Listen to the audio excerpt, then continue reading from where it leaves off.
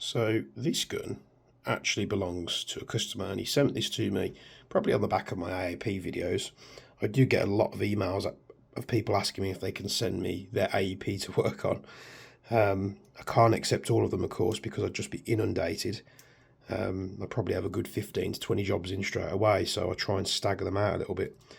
And he's having a bit of a problem fitting his cow hammer parts.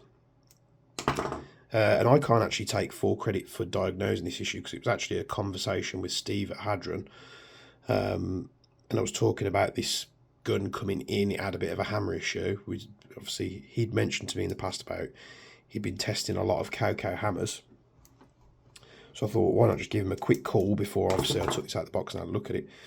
And he says, I bet you that the bearing is oversized. So this is meant to be about 8mm. Speaking with the customer, he obviously said, yeah, I ordered an 8mm bearing, but this actually measures at 9mm.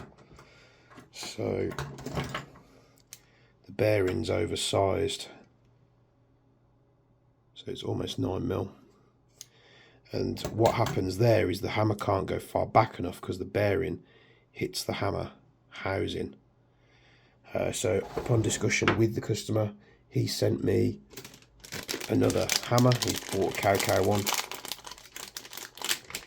That's just a standard one with the little cam on the hammer,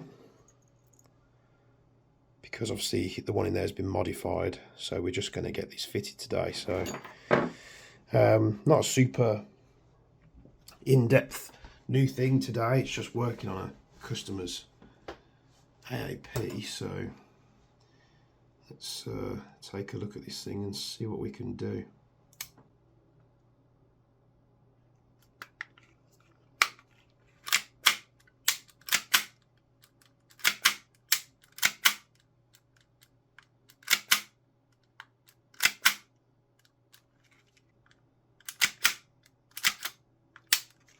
Yeah, so I think it's going to need a semi-sear as well,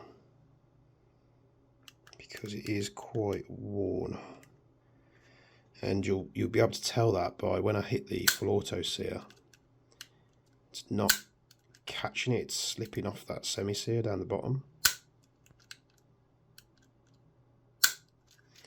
So I'll need to relay that back to him. Obviously that's not going to be a quick thing, so you might have to order that part. So yeah, the hammer is obviously now working. This is obviously without a proper size bearing, it's no good. So we'll pop that in his box. So I'm gonna have to go back to him now and just say, look, the semi-sear's worn. You can see it's right on the edge. Let's have a quick look at that actually. Let's have it out. Yeah, as I suspected, there's actually wear here. And this doesn't really look, it looks worn. So it looks like there's some damage. So let's go relay, give him the good news, eh? He needs some more bits. This is the problem if you're fitting them. Or again, that part could be, you know, heavily used and worn down. That part could have been damaged by the hammer with the oversized bearing on it. But at least we're on to the right track now. Can put all these bits and notes in here. I did stop the video when we found that the hammer was bad. I obviously wanted to talk to the customer. I relayed that to him.